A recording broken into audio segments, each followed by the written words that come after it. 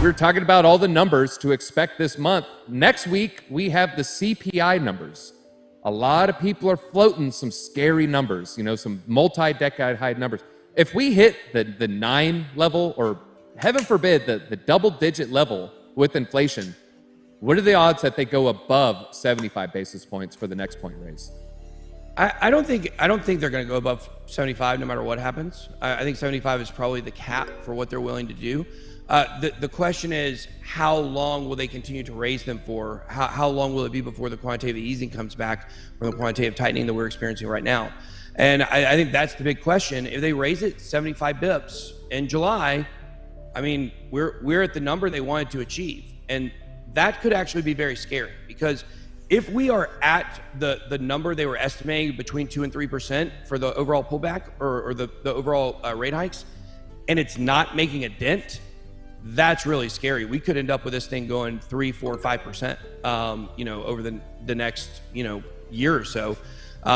We've got to see that number for the CPI come backwards, and we have not seen it drop, and that's very significant. Consider, I want you guys to think about this. The first rate hike was in January, I believe, and we are now in July. We are now in July, it's the 7th month of the year, and we're not seeing a dent in the CPI. So that's definitely something very curious to watch. I want to say I'm shocked, but I'm also not shocked. I definitely thought we would get a large drop after these Fed minutes came out, but I think there was no surprises. That's what this boiled down to. The last several meetings, there's been more surprises. It's not really a surprise. It would kind of be like saying that, like, oh, surprise, inflation is not transitory. Like, these are things that we all knew. But the surprise, I guess, is that the policymakers are really panicked right now. That's what came out of those minutes, is that they are really considering more drastic measures because nothing they're doing is having an effect right now. So I'll give you a number that's very interesting to think about, okay? In March, the projection for our GDP, for our gross domestic product, was 2.8%. That's, you want over 3% growth. You want 3% growth, whatever. That's a good number. 2.8%, lower than 3%, but still okay. Now, 4 months later, for this year, it's been projected now to be 1.7%. These are atrocious overall economy numbers, and that is a very scary. I think we're really kind of a juxtaposition of, they're throwing everything they can at it, and it doesn't seem to be working. Well, here's an idea: fire the people. How about that? How about fire Jerome Powell? How about fire Janet Yellen? How about get people in there that actually know what they're doing? And then maybe this can get fixed. Of course, you're led by a figurehead puppet at the top right now who doesn't know what he's doing either. So very concerning what's going on in our overall economy. And, we have not seen the last effects. The hopium that I'll provide people with, because you got to provide the people with hopium, is that, if we do see some kind of reversal of the CPI over the next 2 months, we could be looking at the quantitative easing coming back. If you find that comforting, you'll find that comforting if you're in Bitcoin. Quantitative easing coming back, before the end of the year. All right, well, Ben, you're throwing out some pretty good predictions there, and kind of alluding how bad the Fed is at predicting. Now, Altcoin Daily, they said, oh, this is what we figure this number's going to be. This is what we think this. They seemingly, the last 6 months, way off the mark. Ben, with the Chapter 11, they get to restructure. There's going to be a lot of, I don't want to say a favoritism, perhaps. There's who put in the money first, who put in the most money, who put in the money last. There's going to be a lot of factors here. For the average Joe, for the average retail client, how likely is it that they get their money back?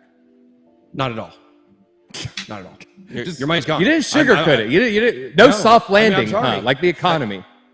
I'm sorry. Like, this is the deal. Like, this is what it is. And I think it's better for you to take this medicine now and understand this is the situation. And then if by some miracle you do get money at some point, that's a bonus. Like, that's added on. Like, lucky you, good for you. You should not be operating under the presupposition that you are going to receive your money. If you're operating in that presupposition, you are going to be sadly mistaken. The way that these work is your unsecured creditors your secured creditors get all the money first.